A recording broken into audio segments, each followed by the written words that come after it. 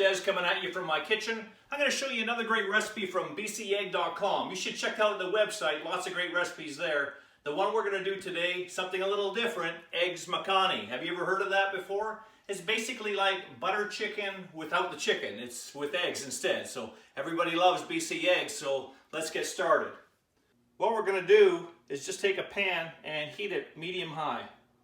So once your pan is hot, we're going to add about 3 tablespoons of oil.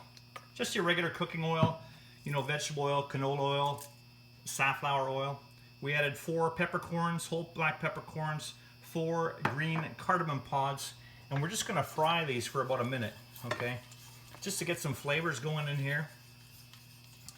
Now it looks like a lot of oil, I get that, but what you're going to do is you're going to create a roux with that oil with some chickpea flour. So typical roux, equal amounts of flour and fat. We're going to do canola oil and chickpea flour for our roux.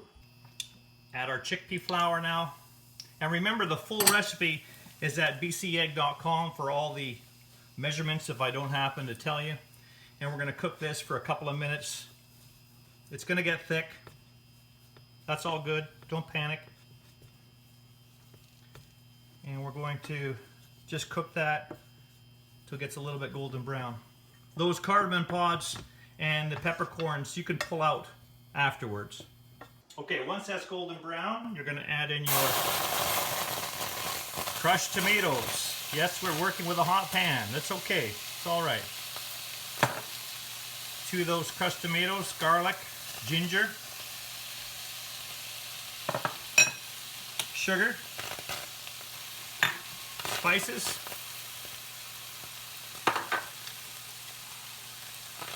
and salt. And don't worry about that stuff on the bottom. That's going to be all deglazed once we add the liquid, and it's going to lift off all those flavors, okay? And again, it's going to get very thick. That's what roux do. Just going to switch to my whisk. Okay, we're going to add our 1 cup of water now, and we're going to slowly incorporate that in. It's going to be lumpy at first, but that's why you switch to a whisk.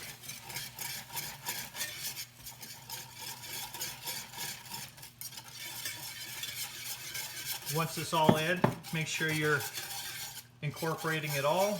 And we're just going to cook that for about a minute, just until it's all incorporated. Take your time. So we're at about a medium heat now. Oh, it's smelling good now. Also should note this is a mild version. You notice that there's no really hot spices going in here. If you look at the recipe, you'll see that.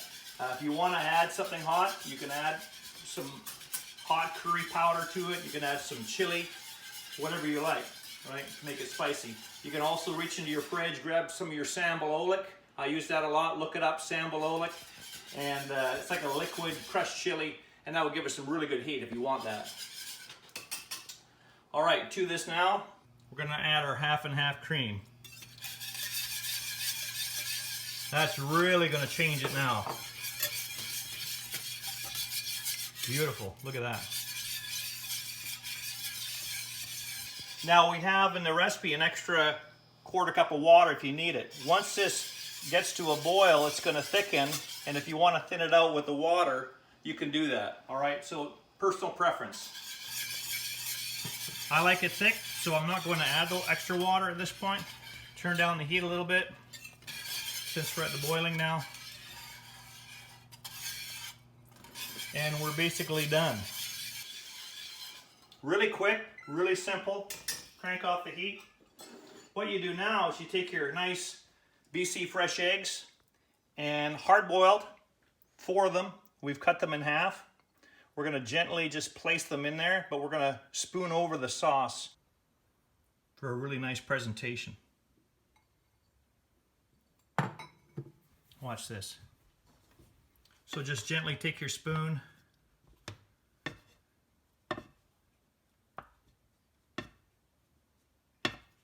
and just get that sauce over the eggs a little bit. You can have some of the eggs showing if you want, it's up to you.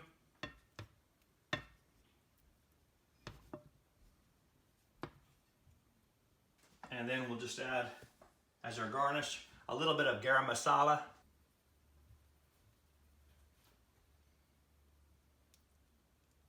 A little bit extra flavor. And some cilantro. Oh, look at it pop now. Wow. What a great dish. And there you have it, Eggs Makhani from bcegg.com. Make sure you check out all the great recipes. Where are you getting your protein from?